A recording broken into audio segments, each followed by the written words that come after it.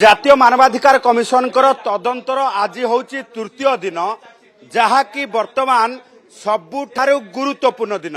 কারণ হচ্ছে যে গত 2 দিন ধরি বিভিন্ন লোকଙ୍କର স্টেটমেন্ট রেকর্ড করাগলা। ক্রাইম স্পট কু যাই জাতীয় মানবাধিকার কমিশনकर 2 সদস্য পুরা সরজমিন তদন্ত কলে এবং সেই কনস্টেবলଙ୍କର স্টেটমেন্ট রেকর্ড কলে সেই জায়গায়, অর্থাৎ যোউঠি অপরাধ ঘটিলা সেইটি पूरा सीन रिक्रिएशन कला भली घटना को देखिले जे केमिति लोक माने हाथ गोड़ बांधी देइतिले सौम्यंकर माड़ मारी मारी तांकू दरमरा करिबा परे ट्रक डालारे पकई नै जाइतिले जोठी तांकर मृत्यु होइतिला। परवर्ती समय सौम्यंक घर को गले तांको माँ बापांकर अभियोग सुनिले एवं अभियोग सुनिबा परे जातीय मानवाधिकार कमिशन जहा हृदबोध कले आज समस्त गुरुत्वपूर्ण लोकों को नोटिस जारी कले हाजर हेबा पाई।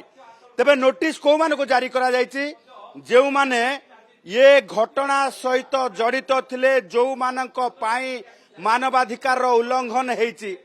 एम्बुलेंस ड्राइवर जो एम्बुलेंस ड्राइवर को कॉल जाइथिला 112 रु कॉल गला परे काहे कि से पहुंची पारिले नाही, आउ जदि बा पहुंची थिले काहे कि एम्बुलेंस रे नेले नाही।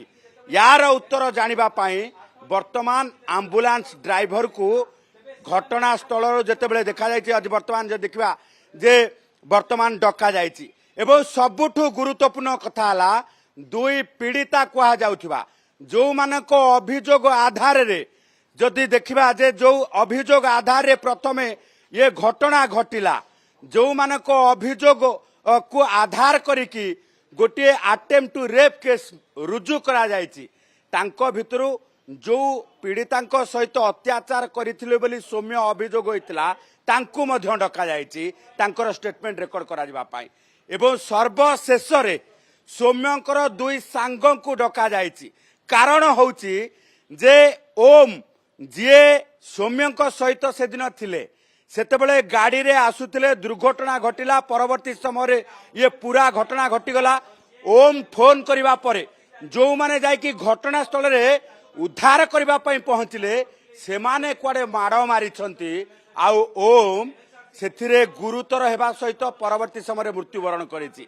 तेबे एई घटना रे किछि लोक गिरफ हेइछंती। 18 जन गिरफदारीଙ୍କ भितरे 18 जन अभियुक्तଙ୍କ भितरे एमिति किछि लोक अछंती जो माने ओम रो फोन कॉल पाई घटनास्थल रे पहुंचीथिले किंतु सौम्य को ओलोटी माड़ मारिथिले।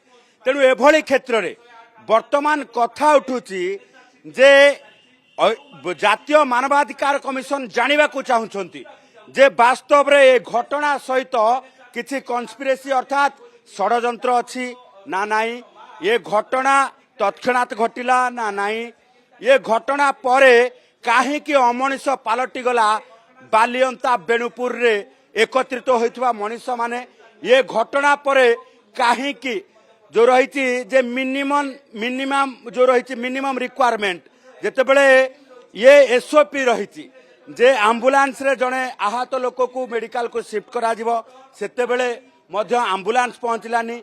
पीसीआर पहुंची सेठी पुलिस देखणाहारी साजिला। तेणु एभली स्थिति रे जातीय मानवाधिकार कमिशन आज समस्त गुरुत्वपूर्ण लोक मानकर स्टेटमेंट रेकॉर्ड करिबा परे जना पड़िबो जे ये घटना पछरे षडयंत्र रहिछि ना नाही। जदि षडयंत्र रहिछि से षडयंत्रकारी किए। तेणु एभली स्थिति रे ये तृतीय दिन रे जेतेबेले जातीय मानवाधिकार कमिशन कर 2 सदस्य ये राज्य अतिथि भवन रे कैंप कोर्ट करिसंती सेतेबेले बहु वरिष्ठ पुलिस अधिकारी को मध्य पचराउचरा करा जिवो। कारण सौम्य हत्याकांड मामला रे राज्यर मानवाधिकार कमिशन जो रही मानवाधिकार उल्लंघन केवल है नाही, एठी आईन रो उल्लंघन हेछि, एठी मनीष पणिया हजि जाइछि, एठी गाई गोरु परि पिटी पिटी जने युवक को हत्या करा जाइछि।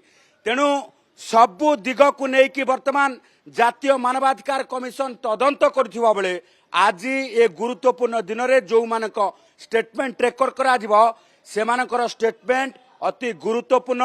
देखंतु वर्तमान जातीय मानवाधिकार कमिशन अर्थात एनएचआरसी बर्तमान गोटे दिग प्रति विशेष भाव गुरुत्व दि जाउची ताहा होची षडयंत्र आ षडयंत्र भितरे एडीजी दयाल गंगुआर हाथ अच्छी कि जहाँ परिवार लोके अभियोग करुछंती जेउथि पाई तो गत काली सौम्य रंजन सहकर्मी भावे जो माने जीआरपी कांस्टेबल भावे कार्यरत थिले सेमानंकु पचराउतरा करा जायछि सेमानंकर स्टेटमेंट ऑफिशियली रेकॉर्ड करा जायछि जो माने कि गत काली पूरा घटनार कौन कौन रहिथिला दिग केमिति सौम्य रंजन को हारास करा जाउथिला मेंटली हारास करा जाउथिला सेमानंकु मध्य किभଳି भाबे फिजिकली जो रहिछि दयाल गंगुआ नियोजित करिथिले कार्य नियोजित करथिले एवं ऑफिशियल ड्यूटी हेतिले मध्य ऑफिशियल नियुक्त हेतिले मध्य सरकारी दरमा नेउथिले मध्य सेमाने कोउ भली भाबे एडीजी को घरे काम करुथिले